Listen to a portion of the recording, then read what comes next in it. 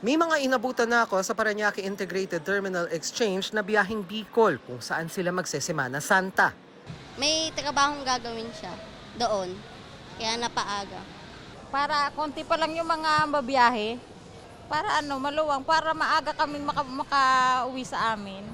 Maraming nagmaaga lalo't holiday ang araw ng kagitingan sa Miyerkules.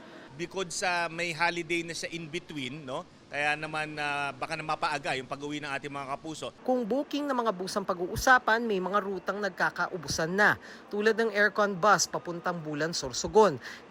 Ayon sa pamunuan ng PTEX, dagsa ng aabot sa 2.2 milyong pasahero ang pinaghahandaan nito. Mainam na rin nila na matatapyas na sa mga bibiyahe sa Semana Santa, mga umaalis na ngayon pa lang. Pero kahit magsabay-sabay pa mga pasahero, siniguro ng PTEX na sapat at tuloy-tuloy ang dating at alis ng mga bus para walang matenga.